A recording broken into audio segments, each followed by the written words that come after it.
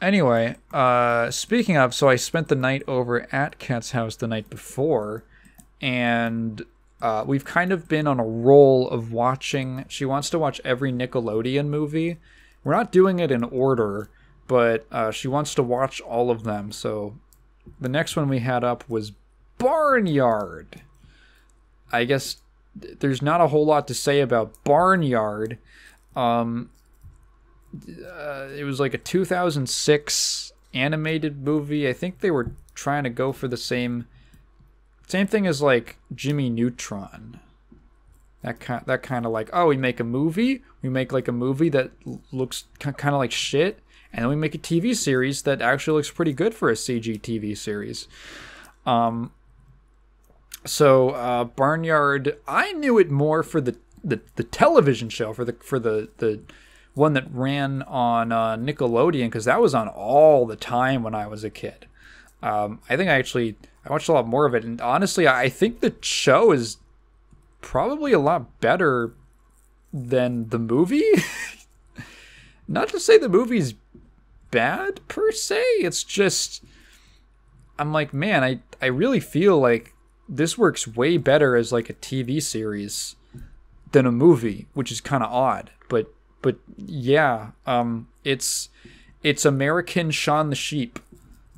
There's animals on a farm, and when the human's not looking, they can walk on two legs and talk to each other, and they get up to wacky hijinks. That's the premise of Barnyard, and Back to the Barnyard, or Back at the Barnyard, something like that. It's one of those two. The movie is fine. It's perfectly fine. The story feels a little like, I mean, it's trying. It's decent. I see what they're going for. It's like, oh, the child has to inherit the responsibilities of the parent before they're ready, and they have to stand up and have a growing up moment and become a leader. But he's still kind of a goofball a little bit. Like, okay, yeah, it perfectly serviceable. What I found interesting was the look of the movie. It has this really, really low, I don't want to say low budget, but there was so many things I was comparing it to. But ultimately, the reference that landed the hardest with Kat was when I said, this looks like a game from like this. What was it? This looks like the intro cutscene to something you download from Big Fish Games. Now, if you understand that reference, that might have, when I said that, I was not expecting it to hit her as hard as it did, but like, she was in shambles. And it was that kind of laugh that was like, I pulled a deep repressed memory. I dislodged it from her brain. I shook it loose. For those of you who don't know, so because I was like, I realized how hard she laughed at it, and I was like, I feel like this is a reference, that kind of reference, if you're even like a year or two younger than we are, which is 21, you would not understand that. If you got that reference, let me know in the comments, because it probably hit you pretty strongly as well. So Kat and I were both 21. So we're Zoomers, but we're on the slightly older end of Zoomers. I would say you could maybe divide Zoomers into like two different sorts of sides to further the distinction, right? To draw an even more lines in the sand. One of them on the you go to a few years younger, and it's a cool math games generation. You go a few years older, and it's like OG addicting games generation. Wave of the generation. Or Big Fish Games. If you don't know what Big Fish Games is, because I looked up, it does still exist. I actually might do a video on it next. Big Fish Games is what I like to call cyber kitsch. It's kind of like the video game equivalent of how would I describe of daytime television. It's very easy watching. It's not very deep. It's not super substantial, and it's largely marketed towards middle-aged women who have a lot of free time on their hands.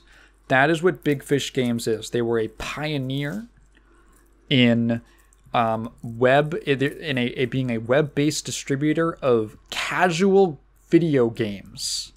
So they had you're not downloading, you're not downloading the latest hotness. You're not downloading Doom 2016. You're not downloading Titanfall off of Big Fish Games. You're getting like hidden object games. There's 1 trillion hidden object games on there. You're getting like a puzzle game. You're getting this very simple stuff with like approachable Candy Crush art style. It's cyber kitsch. That's how I would describe it. And when I was a kid, this was like, excuse me. So every single one of their games, you can buy them over the internet, and then they'll just let you download it. But for pretty much every single one of them, they also offer a 1-hour free trial demo. And I played so many of these as a kid. As a kid who did not have a lot of money to spend.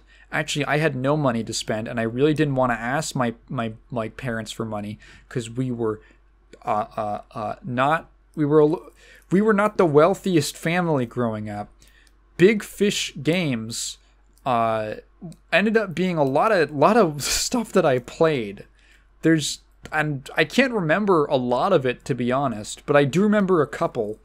A lot of like civilization builder games, things like that. I was never into the hidden object things. So I would download these games for the 1-hour trial, and I would start them up, and I would try to play them as fast as possible to see as much of the game as I could. And then I would move on to the next one, and I would spend like a day doing that. What did they... I looked them up afterwards. And I want to say that, like, they're still active. They still exist. bigfishgames.com/us/en/pcgames.html.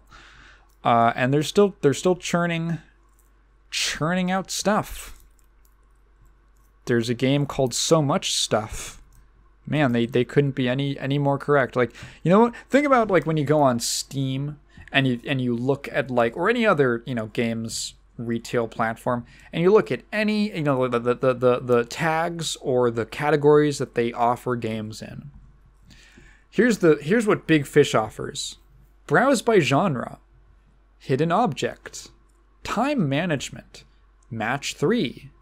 Casino, adventure, puzzle, family, arcade and action, card and board, strategy, mahjong, just mahjong. That's the whole category. Brain teaser, marble popper, which is what is it called? Zumba?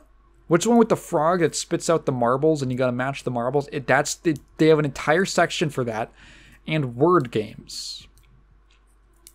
That's what they offer. This is what they offer, and I love reading. Okay, let's look at the reviews for Escape the Lost Kingdom, a hidden object game. Very entertaining and interesting game. A family goes to Egypt and break apart because of a curse. You will help bring them together. Let's see. What is... really pleasant game, provides great fun. This game was riveting from beginning to end, and even if you're not a lover of antiquities and Egyptology, you'll love this game regardless. Yeah, great graphics and music, good voiceovers, and excellent storyline all decorate this exciting game. I loved it. Great family fun. A nice game with no demonic elements nor fireworks. Just follow different characters. Yeah, this is... Ancient Egypt is always worth revisiting, and this is a nice excursion with no macabre themes. This, and yeah, like, I love... You can tell these were all written by moms. You could tell that these were all written by moms who are, they're gaming moms. And I love that. I'm really happy for them.